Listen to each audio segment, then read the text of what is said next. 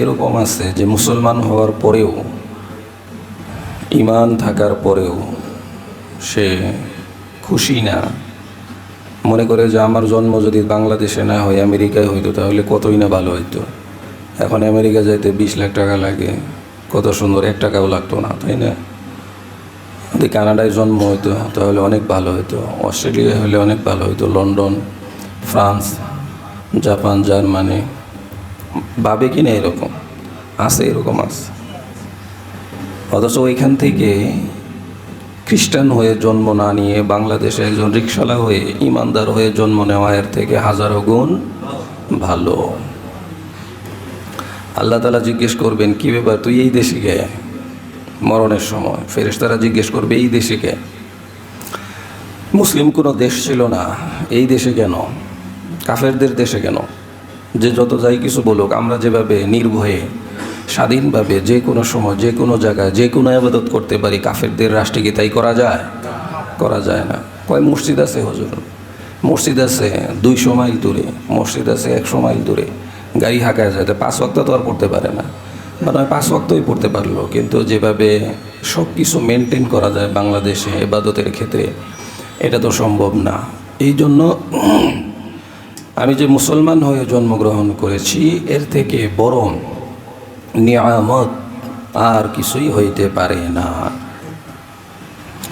এবং আল্লাহ তাআলা যে আমাকে শেষ নবীর উম্মত হিসেবে সৃষ্টি করেছেন, কুনতুম খায়রা উম্মাতিন উখরিজাত লিন-নাস তা'মুরুনা বিল মা'রুফ ওয়া তানহাউনা আনিল মুনকার, তোমরাই শ্রেষ্ঠ জাতি, তোমাদেরকে বের করা হয়েছে মানুষের কল্যাণে, এবং তোমাদের শ্রেষ্ঠত্বের কারণ হচ্ছে তোমরা মানুষকে সৎ কাজের আদেশ করবে, অসৎ কাজে মানুষকে বাধা দিবে। এই কারণে তোমাদেরকে শ্রেষ্ঠত্ব দেওয়া হয়েছে। তো শ্রেষ্ঠত্বের কারণ কি? শ্রেষ্ঠত্বের কারণ হচ্ছে আমরা মানুষকে সৎ কাজের আদেশ করব, অসৎ কাজে মানুষকে বাধা দিব, এই জন্য, অন্য কোনো কারণে শ্রেষ্ঠ না। শ্রেষ্ঠ হওয়ার কারণ হচ্ছে সৎ কাজে বাধা, সৎ কাজের আদেশ, অসৎ কাজে বাধা। সৎ কাজের আদেশ আমি পারিবারিকভাবে কতটুকু দিতে পারি, আমার সন্তানের উপরে কতটুকু করতে পারি, আমার বিবির উপরে আমি কতটুকু করতে পারি। অসৎ কাজে বাধা, সন্তান ভালো কাজ করবে এই জন্য কতটুকু আমি তাকে সৎ কাজের আদেশ দিতে পারি। বিবিকে, আমার মেয়েকে, অন্যদেরকে কতটুকু দিতে পারি। আমি এই জায়গাতেই ফেল, সামাজিকভাবেও ফেল, রাষ্ট্রীয়ভাবে তো আমার কোনো দখলই নাই। কিন্তু আল্লাহ তাআলা তো জিজ্ঞেস করবেন, কুল্লুকুম রাঈন ওয়া কুল্লুকুম মাসউলুন আন রাঈয়াতিহি, তোমাদের প্রত্যেককেই অভিভাবক করে সৃষ্টি করা হয়েছে এবং তোমাদের প্রত্যেকের অভিভাবকত্ব সম্পর্কে জিজ্ঞেস করা হবে। বাপ হইলেই হবে, স্বামী হইলেই হবে, দায়িত্ব আছে না? দায়িত্ব পালন করতে হবে। ইয়া আইয়ুহাল্লাযীনা আমানু কু আনফুসাকুম ওয়া আহলিকুম নার, হে মুমিনেরা, তোমাদের পরিবার পরিজন যারা আছে তাদেরকে ঘুমের মধ্যে না রাইখা নিজে শুধু নামাজ পড়তে আসো, এটা না করে তাদেরকেও জাহান্নামের আগুন থেকে বাঁচাও। তো আমার পরিবারের উপরে আমার সৎ কাজের আদেশ, আমার পরিবারকে অসৎ কাজ থেকে বাধা। আমার ছেলে উল্টাপাল্টা করে, আমি কি বাধা দিতে পারি? আমার বিবি উল্টাপাল্টা চলে, আমি কি বাধা দিতে পারি? আমার মেয়ে উল্টাপাল্টা চলে, আমি কি বাধা দিতে পারি? তো আমি তো আমার পরিবারের উপরেই ফেল, আমি তো আমার পরিবারকেই কন্ট্রোল করতে পারি না। আমি বাবা হিসাবে যোগ্য নই, আমি স্বামী হিসেবে যোগ্য নই। এই জন্য সৎ কাজের আদেশ, অসৎ কাজে বাধা, এটা করতে হবে পারিবারিকভাবে, সামাজিকভাবে। তাহলেই শ্রেষ্ঠত্ব থাকবে। কুনতুম খায়রা উম্মাতিন উখরিজাত লিন-নাস তা'মুরুনা বিল মা'রুফ ওয়া তানহাউনা আনিল মুনকার, তোমরাই শ্রেষ্ঠ জাতি, তোমাদেরকে বের করা হয়েছে মানুষের কল্যাণে। কল্যাণ কিভাবে হবে? সৎ কাজের আদেশ করে অসৎ কাজে বাধা দিয়ে কল্যাণ হবে। এখানে যদি কয়জনে অন্যায় করে আর একজন যদি বলে যে চলেন এখানে তাদেরকে নিষেধ করি, ওনার দরকার নাই, গ্যাঞ্জামের গ্যাঞ্জাম কিন্তু তারা করতেছে। এখন যে ভালো করতে চাইতেছে তাদেরকে বলে কি গ্যাঞ্জামের দরকার নাই, তারা বেদাত করে, তারা এটা করে সেটা করে, করুক, আমাদের বলার দরকার নাই। অথচ তাকে এই জন্যই বের করা হয়েছে, সৃষ্টি করা হয়েছে, তার শ্রেষ্ঠত্বের কারণই হয়েছে এটা। কিন্তু সে কইতেছে যে না, এগুলির দরকার নাই, ঝামেলার দরকার নাই। কিন্তু ঝামেলা কোনটা? এই জন্য কেউ এখন ভালো কাজে আদেশ দিতে চায় না, অসৎ কাজে বাধাও দিতে চায় না। এই যে বিভিন্ন জায়গায় মব সৃষ্টি করে কাউকে কাউকে হত্যা করা হচ্ছে, আর আশেপাশের হাজারো মানুষ সেগুলির দৃশ্য দেখতেছে, কেমনে পাথর মারে, কেমনে চোখ উপড়ায়, কেমনে জবাই করে, কেমনে মারে, আর মোবাইলে ভিডিও ধারণ করে সে ভাইরাল হওয়ার চিন্তায় আছে। যাকে একটা হত্যার ছবি যদি আমি দিতে পারি, কিছু যদি লাইক শেয়ার আসে, এইটাও কম কি। কিন্তু তার দায়িত্ব কী ছিল? তার দায়িত্ব ছিল বাধা দেওয়া। নিজের উপরে হুমকি আসবে, সবাই মিলে একজনের কাছে একজনকে বাধা দিলে কেমনে নিজের উপরে হুমকি আসে। তো যাই হোক, হুমকি তো আসবেই, নিজের তো একটু অসুবিধা হবেই। বিবি যাই করবে তাই আমি মেনে নেব, সন্তান যাই করবে তাই আমি মেনে নেব। তো এই জন্য যদি আমি এভাবে মেনেই নিই, তাহলে আমার শ্রেষ্ঠত্বও থাকবে না, বরং আমি দায়ুস হিসেবে পরিগণিত হব। তো আমাদের শ্রেষ্ঠত্ব ধরে রাখার জন্য সৎ কাজের আদেশ, অসৎ কাজে বাধা, এটাকে কন্টিনিউ করতে হবে সর্বহালতে। তো আমরা শ্রেষ্ঠ নবীর শ্রেষ্ঠ উম্মত, বিনা দরখাস্তে আল্লাহ তাআলা আমাদেরকে এই নবীর উম্মত হিসেবে কবুল করেছেন। রাসূল সাল্লাল্লাহু আলাইহি ওয়াসাল্লামের মর্যাদা কেমন? অনেক মর্যাদা, অনেক মর্যাদা, অনেক বয়ান করলাম, অনেক কিছু বললাম না, এক কথাতেই রসুলের মর্যাদা কোন পর্যায়ের? এক কথাতেই আল্লাহর পরেই যার মর্যাদা, তিনি হচ্ছেন আমাদের নবী মুহাম্মদুর রাসূলুল্লাহ সাল্লাল্লাহু আলাইহি ওয়াসাল্লাম। আল্লাহর মর্যাদা কেমন, আল্লাহর শক্তি কেমন? যিনি খুঁটিবিহীন আসমান ঝুলিয়ে রাখছেন তিনি আল্লাহ। যিনি আমাদেরকে এত অবয়বে সৃষ্টি করেছেন তিনি হচ্ছেন আল্লাহ। পৃথিবীতে যা কিছু আমরা দেখতেছি সব কিছুর সৃষ্টিকর্তা আল্লাহ। এত সাগর, মহাসাগর, উপসাগর, মহাদেশ যা কিছু আছে সব কিছুর সৃষ্টিকর্তা আল্লাহ। যিনি জান্নাত জাহান্নাম তৈরি করেছেন, যিনি ইচ্ছা করলেই আমি চলতে পারি, যিনি ইচ্ছা না করলে আমি এক সেকেন্ডও বাঁচতে পারি না, তিনি আল্লাহ। তিনি কত শক্তিশালী। তারপরেই যার মর্যাদা, তিনি হচ্ছেন আমাদের নবী, বিশ্বনবী মুহাম্মদুর রাসূলুল্লাহ সাল্লাল্লাহু আলাইহি ওয়াসাল্লাম। তাহলে কেমন মর্যাদা? এবং রাসূল সাল্লাল্লাহু আলাইহি ওয়াসাল্লাম আল্লাহর সাথে সাক্ষাৎ করেছেন, এবং আল্লাহ তাআলা যখন রসুলকে পাঠিয়েছেন তখন আরবের সেই পারস্যের যে রাজপ্রাসাদ ছিল, সেই রাজপ্রাসাদের মধ্যে কম্পন সৃষ্টি হয়ে যায়, এবং সেই রাজপ্রাসাদের 14টি ইট খুলে পড়ে যায়। তার আশ্চর্য হয়ে গেল, এটা কেমনে হয়? এবং সিরিয়ার একজন স্বপ্নে দেখে যে আরব ভূমি থেকে একটা ঘোড়া উটদেরকে দৌড়িয়ে নিয়ে যাচ্ছে পারস্যের দিকে। তো পারস্যের রাজা এগুলি শুনে সে ভয় পেয়ে যায়, অর্থাৎ এগুলি দখল হবে, এগুলির উপরে ইসলামের কৃতিত্ব প্রকাশ পাবে।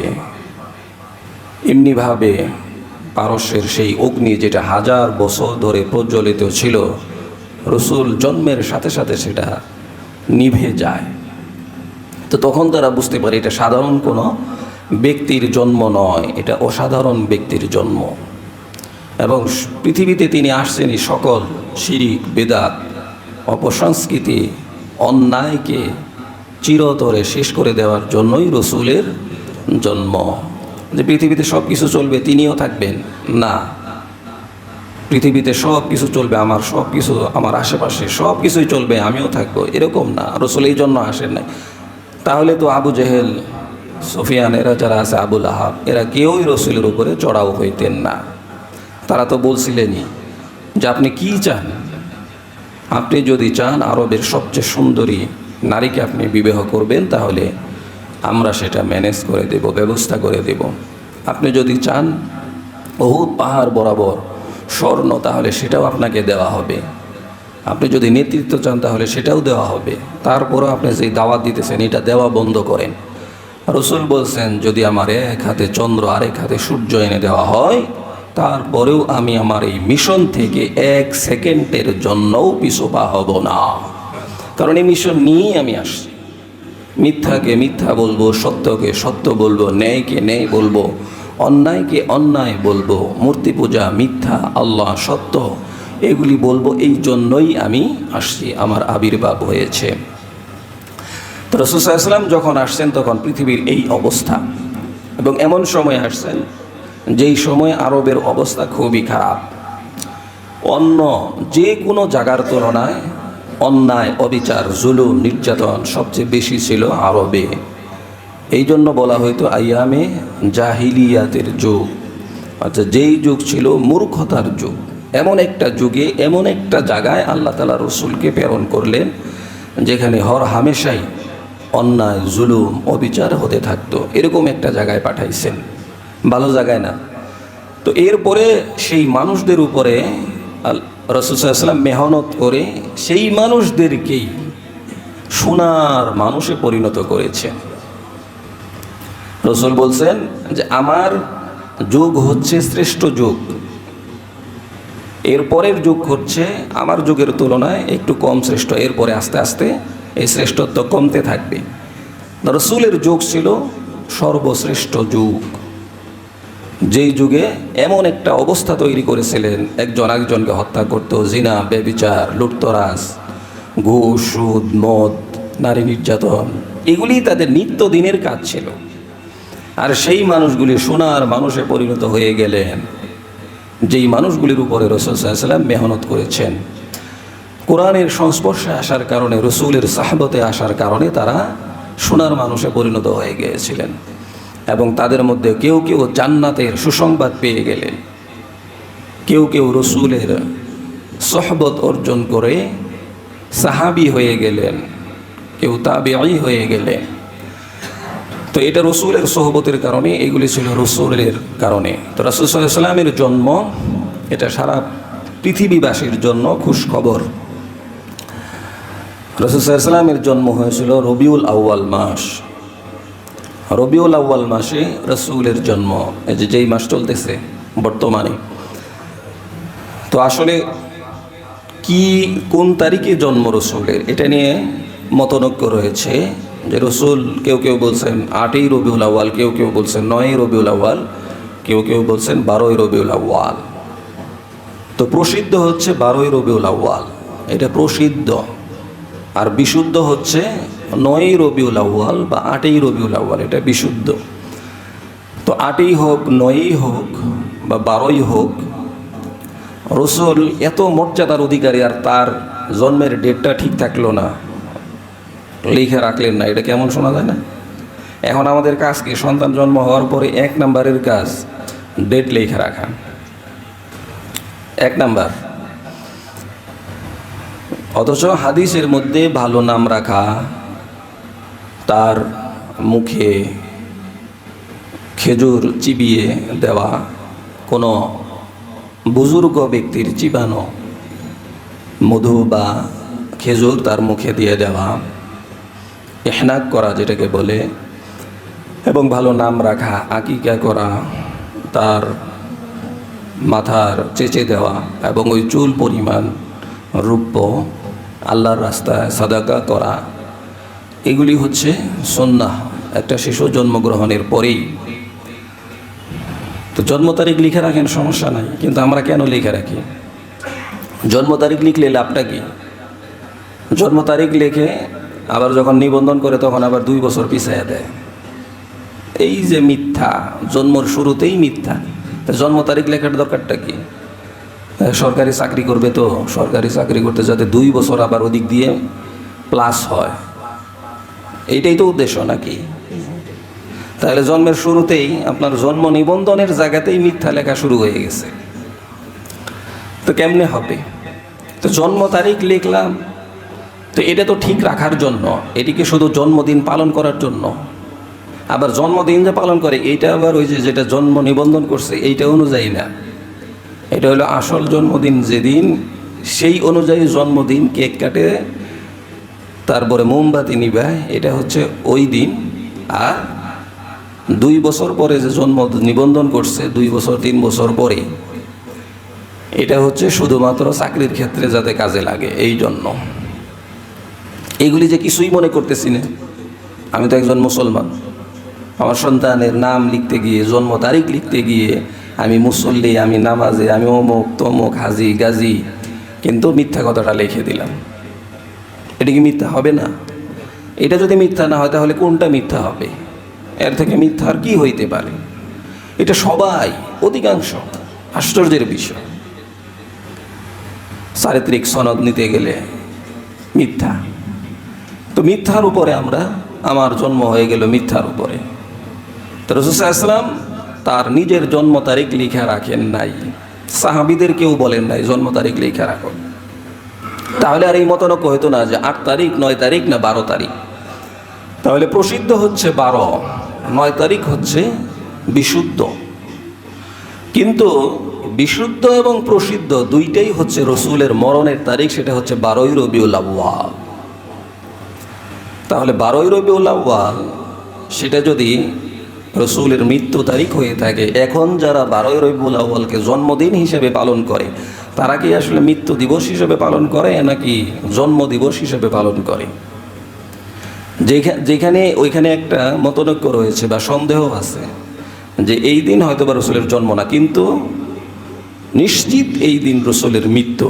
তো তাহলে রসুলের মৃত্যুর তারিখে তারা কিভাবে মিছিল বের করে, জশ্নে জুলুস তৈরি করে, কিভাবে তারা আনন্দ মিছিল বের করে, কিভাবে তারা জিলাপি খায়, কিভাবে তারা খিচুড়ি খায়, এটা কিভাবে খায়? এইটাই হচ্ছে মূর্খতা, এগুলি হচ্ছে বেদাত।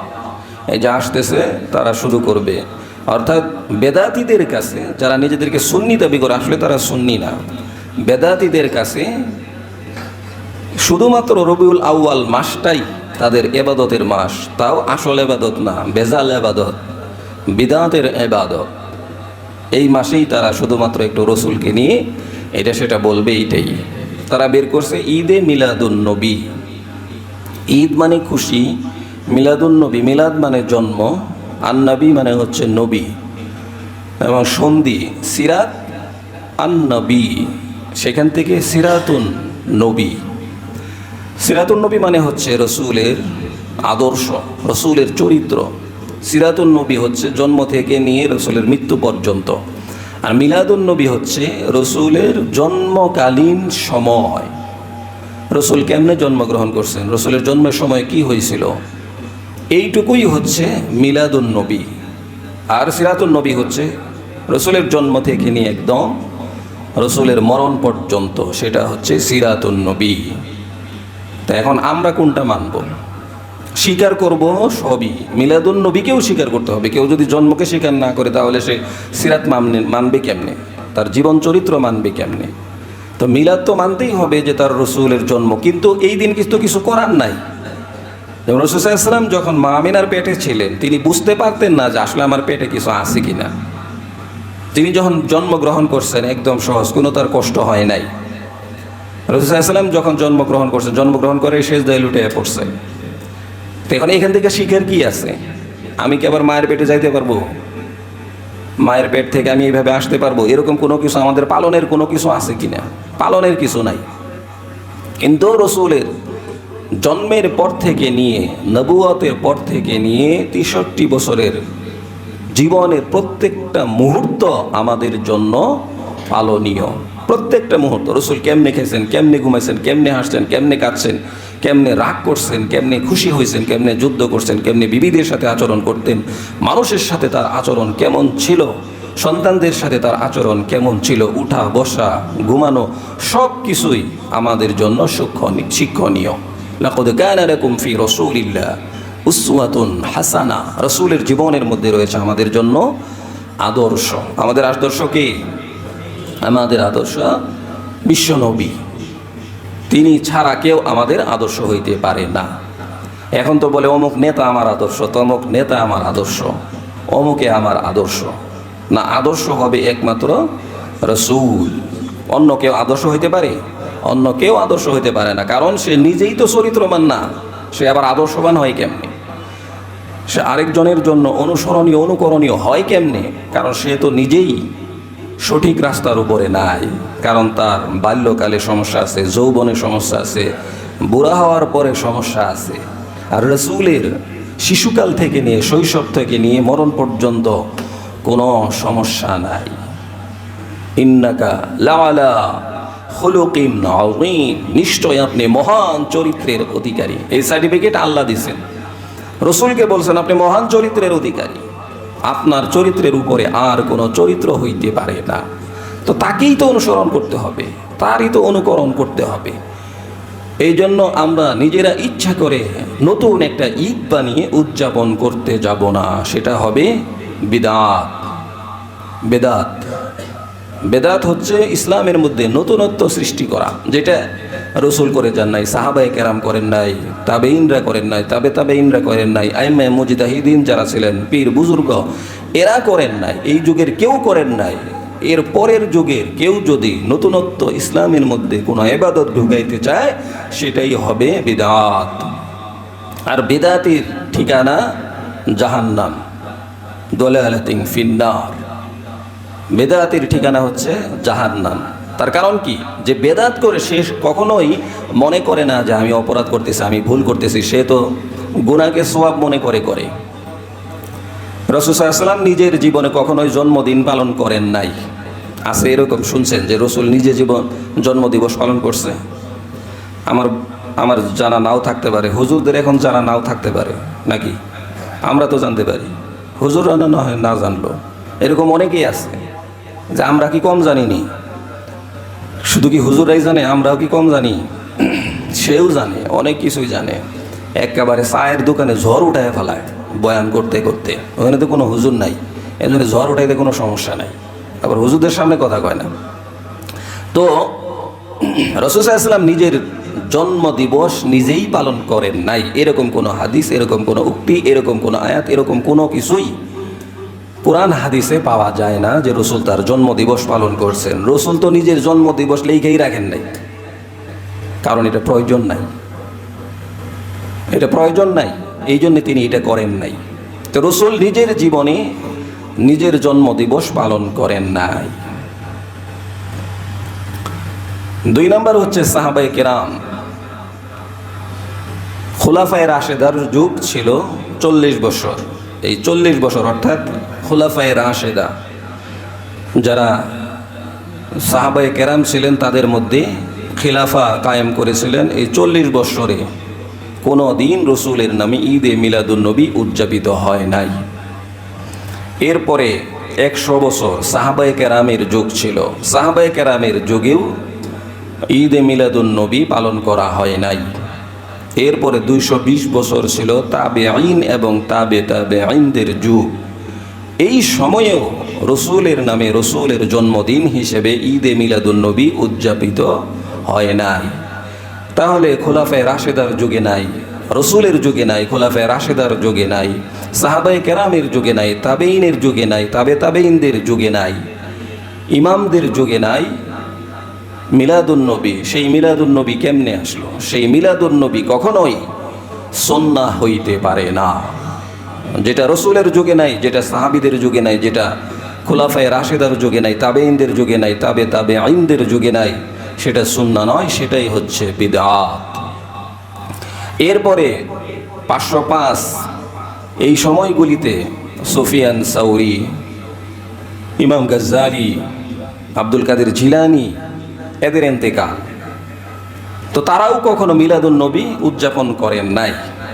604 হিজরিতে ইরাকের মুসেল শহরের মুজাফফর নামে এক বাদশাহ, তিনি জন্মদিবস পালন শুরু করলেন যে ঈসা আলাইহিস সালামের যেহেতু জন্মদিবস পালন করা হয়, এই জন্য আমাদের নবীরও জন্মদিবস পালন করব। ঈসা আলাইহিস সালাম কি বলে গেছে যে আমার জন্মদিবস পালন কর? তিনি তো করেন নাই, এটা খ্রিস্টানরা করে, সেখান থেকে তিনি নিচে না জানার কারণে, যাই হোক, অনেক টাকা খরচ করে তিনি জন্মদিবস পালন শুরু করলেন ঈদে মিলাদুন্নবী নাম দিয়ে। সেখান থেকেই অর্থাৎ 604 হিজরি থেকে এই যে এইভাবে বেদাত হিসেবে চলে আসছে ঈদে মিলাদুন্নবী। তো এর আগে যারা ঈদে মিলাদুন্নবী করেন নাই তারা কারা? আজকে যদি ঈদে মিলাদুন্নবী উদযাপন করা না হয় তাহলে তাদেরকে কি বলা হয়? ওয়াহাবি বলা হয়, যে এরা ওয়াহাবি, এরা সুন্নি না। অথচ আমরাই প্রকৃত সুন্নি। বাংলাদেশ হচ্ছে এমন একটা দেশ যে নামের সাথে কোনো কাম থাকে না, নাম একটা কাজ আরেকটা, অর্থাৎ উল্টা, সব কিছুই উল্টা। রসে ভরা ফল, তার নাম রাখছে আনারস। তারপরে এই ধরনের লাল মিয়া, কিন্তু তাকাইলে দেখা যায় যে কালো, দাঁত ছাড়া আর কিছুই দেখা যায় না। এই ধরনের অনেক কিছুই আছে, নাম একটা কাজ আরেকটা, নাম একটা কাজ আরেকটা। তো এমনিভাবে আমাদের দেশেও সুন্নি যারা নিজেদের নামের পিছনে লিখে, তারাই মূলে হচ্ছে বেদাতি, অথচ লিখতেছে সুন্নি। এবং তাদের কাজ এতটুকুই, আবাদত এতটুকুই। রসুল নূরের তৈরি, রসুল হাজির নাজির, রসুল গায়েব জানেন, রসুল যে কোনো সময় উপস্থিত হতে পারেন, রসুলের নামে মিলাদুন্নবী উদযাপন করতে হবে, এবং কবর পূজা করতে হবে, মাজার পূজা করতে হবে, মাজারে যাইতে হবে, সিন্নি বিলাইতে হবে, এগুলিই তাদের আবাদত, আর কিছু না। আর ওয়ালে ওয়ালে লিখবে আশিকে রসুল।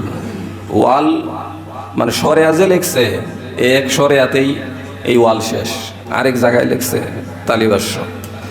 এত বড় আশিকে রসুল, কিন্তু চেহারার দিকে তাকাইলে বোঝা যায় না সে আশিকে রসুল। মাথার দিকে তাকাইলে খ্রিস্টানীয় তার চুল কাটার সিস্টেম, চোখের দিকে তাকাইলে, নাকের দিকে তাকাইলে, চেহারার দিকে তাকাইলে তার লেশ মাত্র নাই, রসুলের আদর্শের লেশ মাত্র নাই, কিন্তু সে আশিকে রসুল।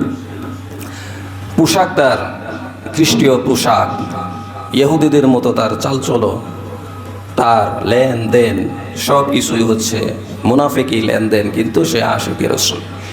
অর্থাৎ সাইনবোর্ড লাগাইছে, আশিকে রসুলের সাইনবোর্ড লাগাইছে। তো সাইনবোর্ড লাগাইলে হবে না, আসল আশিকে রসুল হইতে হবে। তো এখন আমরা যদি ঈদে মিলাদুন্নবী উদযাপন না করার কারণে ওয়াহাবি হই, ওয়াহাবি মানে হচ্ছে একত্ববাদ, যে এক আল্লাহকে মানে, এটা তো ভালো।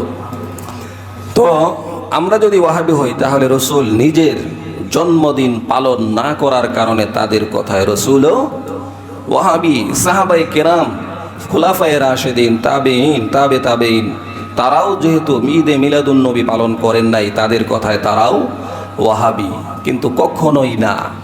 তারাই ছিলেন আসল সুন্নি, এরা হচ্ছে বেজাল সুন্নি।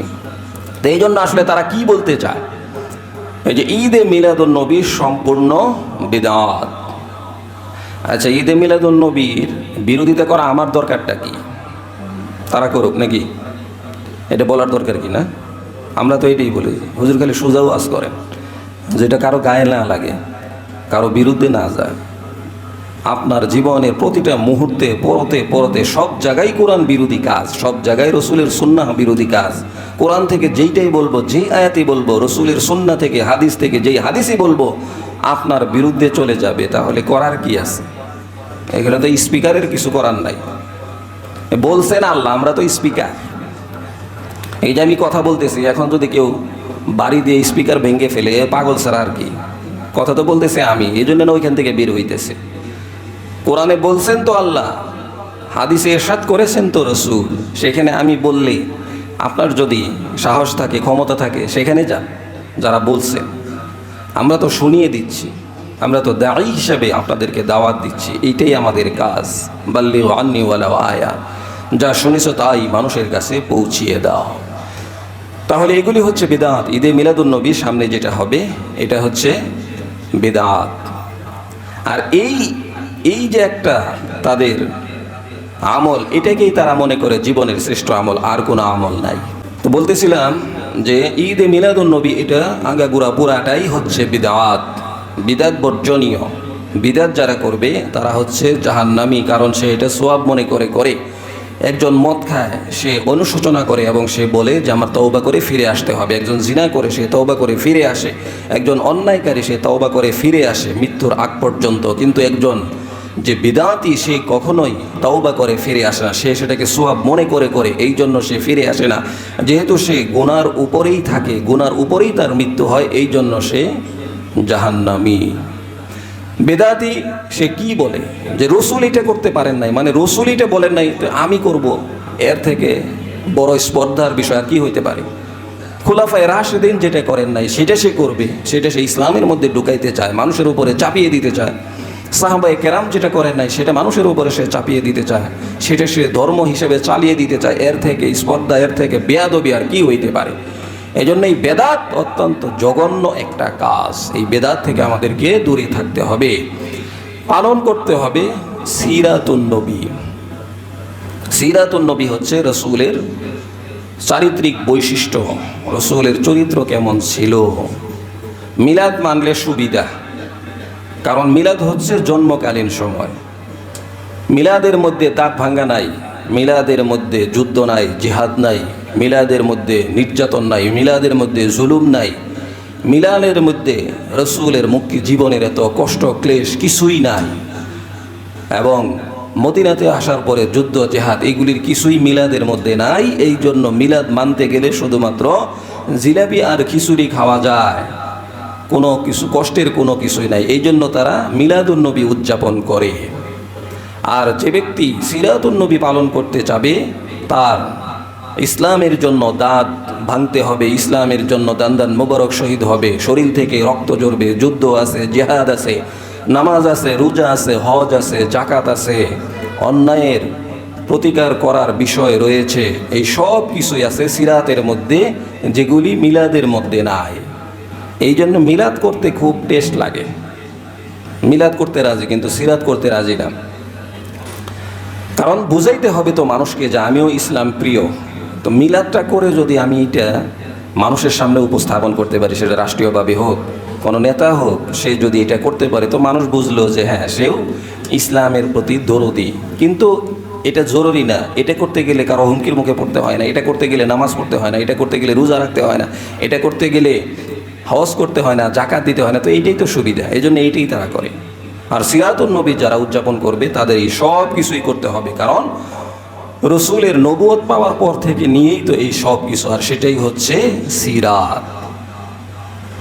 তো ঈদে মিলাদুন নবী উদযাপন করবে যারা বিদআতি, তারা। আমরা করব না, আমরা রসুলের জন্মে খুশি, অত্যন্ত খুশি। সাহাবায়ে কেরাম এত রসুলকে ভালোবাসতেন, তারা ঈদে মিলাদুন নবী উদযাপন করেন নাই। আব্দুল্লাহ ইবনে যায়েদ, আব্দুল্লাহ ইবনে জুবায়ের, এই সমস্ত সাহাবায়ে কেরাম কি নজরানা পেশ করেছেন।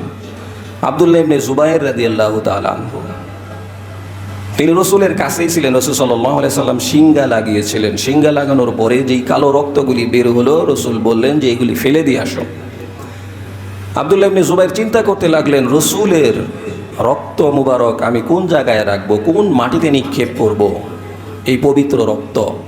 না, আমি থাকতে রসুলের রক্ত মাটি স্পর্শ করবে, আমি তা সাহাবী হিসেবে মেনে নিতে পারি না। এই কথা বলে তিনি সাথে সাথে সমস্ত রক্ত পান করে ফেলছেন। রসুলের কাছে আসছে, রসুল জিজ্ঞেস করছেন কি করছো, রক্ত কি করছো? আমতা আমতা করেন। রসুল বলেন, বলো কি করেছো? তো সাহাবী বলছে যে হুজুর, আপনার রক্ত আমি কোথায় রাখবো, কোন মাটিতে রাখবো? এই জন্য আমি অপবিত্র জায়গায় কোথায় হবে তার স্থান, এই জন্য আমি নিজে পান করে ফেলেছি। রসুল বলছেন, লা তামাসসাকান নারু আবাদা, তোমার শরীর কখনোই জাহান্নামের আগুন স্পর্শ করতে পারবে না, তুমি আমার রক্ত পান করে ফেলেছো। যেই রক্তের সাথে আমার রক্ত মিশে গেছে, যেই শরীরের মধ্যে আমার রক্ত ঢুকে গেছে, লা তামাসসাকান নার, কখনোই জাহান্নামের আগুন তোমার শরীর স্পর্শ করবে না। তো কেমন ভালোবাসা ছিল! আর এখন যারা আশিকে রসুল দাবি করে, ওরা ওইটা করবে? ওরা তো রসুলের সুন্নতি নিজের শরীরের মধ্যে আনতে পারে নাই। মাথার মধ্যে সুন্নত নাই, চেহারার মধ্যে সুন্নত নাই, বডির মধ্যে সুন্নত নাই, খাবারের মধ্যে সুন্নত নাই, নামাজের মধ্যে সুন্নত নাই, এমনকি নামাজ পর্যন্ত পড়ে না। এরা কিভাবে আশিকে রসুল হইতে পারে? এরা কখনোই আশিকে রসুল হইতে পারে না। এরা হচ্ছে দুশ্মনের রসুল, রসুলের আসল দুশ্মন। আব্দুল্লাহ ইবনে যায়েদ রাদিয়াল্লাহু তাআলা, তিনি শুনলেন যে রসুল সাল্লাল্লাহু আলাইহি ওয়াসাল্লাম ইন্তেকাল করেছেন। সাহাবায়ে কেরামের অভ্যাস ছিল যে সকাল হলেই আগে রসুলের চেহারা দেখব, আগে রসুলের চেহারা দেখব, তারপরে কাজ শুরু করব। তো তিনি যখন শুনতে পেলেন, বাগানে কাজ করতেছিলেন, শুনতে পেলেন যে রসুল সাল্লাল্লাহু আলাইহি ওয়াসাল্লাম ইন্তেকাল করেছেন, সাথে সাথে হাত তুলে দোয়া শুরু করে দিলেন, ইয়া আল্লাহ, যেই চোখ দিয়ে রসুলকে দেখতে পারবো না, সেই চোখ দিয়ে দুনিয়া আর দেখতে চাই না। আমার চোখের আলো তুমি ফিরিয়ে নাও, আমাকে তুমি অন্ধ করে দাও। সাথে সাথে সে অন্ধ হয়ে গেছে, যে আমি আমার চোখ দিয়ে আমার প্রিয় নবীকে দেখতে পারবো না, সেই চোখ রেখে লাভটা কি? তো রসুলকে ভালোবাসেন চোখের থেকেও বেশি, রসুলকে ভালোবাসেন জীবনের থেকেও বেশি, তারাই হচ্ছে প্রকৃত আশেকে রসুল। আর এখন যারা রসুলের সুন্নতের বিরোধিতা করে রসুলের আশেক দাবি করে, তারা হচ্ছে ভণ্ড, তারা কখনোই আশেকে রসুল হইতে পারে না। তো রাসূল সাল্লাল্লাহু আলাইহি ওয়াসাল্লামের প্রতি সাহাবায়ে কেরামের মহব্বত এরকম ছিল। উসমান রাদিয়াল্লাহু তাআলা আনহু নবীজিকে দাওয়াত দিয়েছেন, নিজের বাড়িতে রসুল আসতেছেন, উসমান রাদিয়াল্লাহু তাআলা আনহু পিছনে পিছনে আসতেছেন আর কদম মোবারক গুনতেছেন। রাসূল সাল্লাল্লাহু আলাইহি ওয়াসাল্লাম জিজ্ঞেস করলেন, কি করো উসমান? উসমান রাদিয়াল্লাহু তাআলা আনহু বললেন যে আমি আপনার পায়ের কদম গুনতেছি, যে কত কদম লাগে আমার বাড়িতে পৌঁছতে আপনার অনেক কষ্ট হয়েছে, সেই কদম পরিমাণ গোলাম আমি আল্লাহর রাস্তায় দান করে দিব। 100 কদম লাগলে 100 গোলাম, 200 কদম লাগলে 200 গোলাম। এক একটা গোলামের দাম কত? লক্ষ লক্ষ টাকা। একটা মানুষকে আজাদ করে দেওয়া, গোলামকে কিনে মনিব থেকে সেটাকে আজাদ করে দেওয়া। তো এত ভালোবাসছে সাহাবায়ে কেরাম, টাকা দিয়ে রসুলকে ভালোবাসছে, জান দিয়ে ভালোবাসছে, চোখ দিয়ে ভালোবাসছে, রক্ত খেয়ে ভালোবাসছে। এবং উরওয়া ইবনে মাসউদ রাদিয়াল্লাহু তাআলা আনহু বলেন, যখন আমি কাফেরদের কাছে গেলাম হুদায়বিয়ার সন্ধির পরে, তখন আমি বর্ণনা করতে লাগলাম যে আমি তো এমন সাহাবীদেরকে দেখেছি রসুলের দরবারে, যে রসুল থুতু ফেলবেন কোথায়, থুতু ফেলার আগে সবাই হাত বাড়িয়ে দেয়, আপনার থুতু যাতে আমরা থাকতে মাটি স্পর্শ করতে না পারে, আমার হাতের উপরে থুতু ক্ষেপ করেন। এত ভালোবাসতেন। রসুল পেশাব করতে পারতেন না, মাটি খেয়ে ফেলতো। তো রসুল সাল্লাল্লাহু আলাইহি ওয়াসাল্লামকে এইভাবে সাহাবায়ে কেরাম ভালোবাসতেন। উহুদের যুদ্ধে তালহা রাদিয়াল্লাহু তাআলা আনহু, যে দেখা গেল যুদ্ধের পরে তার শরীরে পিঠে 80টির উপরে তীরের আঘাতের চিহ্ন। রাসূল সাল্লাল্লাহু আলাইহি ওয়াসাল্লাম পিছনে আছেন, তিনি ঢাল হিসেবে রসুলের সামনে দাঁড়িয়ে গেছেন।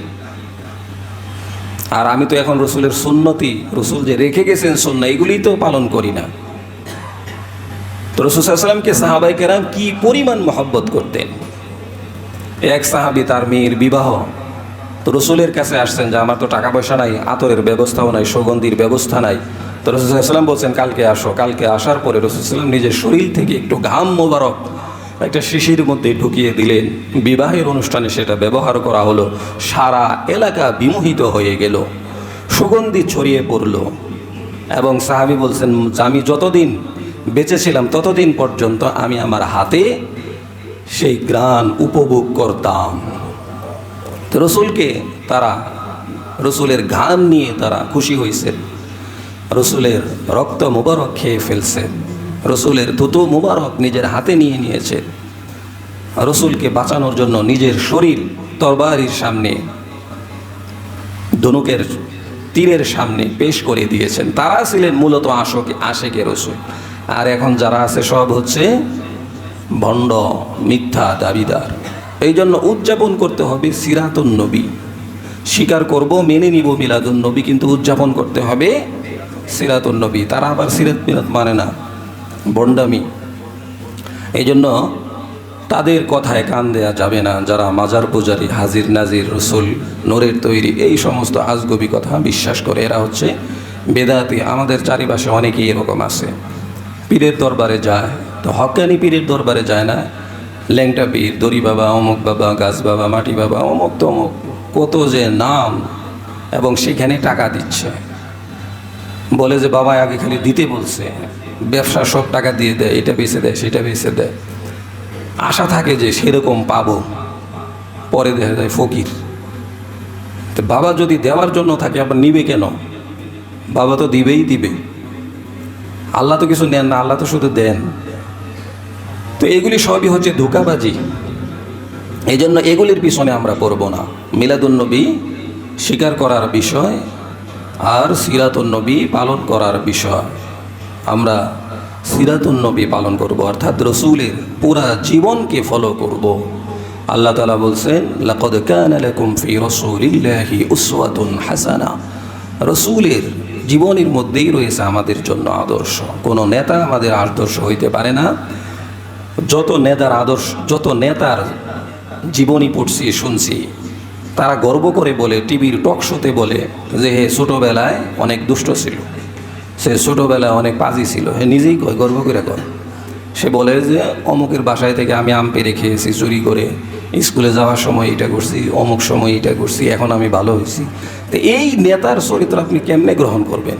এর তো নিজেরই কোনো আদর্শ নাই, সে আদর্শ আপনি কেমনে গ্রহণ করবেন? আর রসুলের শিশুকাল থেকে নিয়ে হালিমাতু সাদিয়া রাদিয়াল্লাহু তাআলা আনহার বাসায় যখন ছিলেন, তিনি যখন দুধ পান করতেন, তো এক পাশের দুধ পান করতেন, আরেক পাশের স্তনের দুধ তিনি পান করতেন না, কারণ তার দুধ ভাই আব্দুল্লাহ আছে।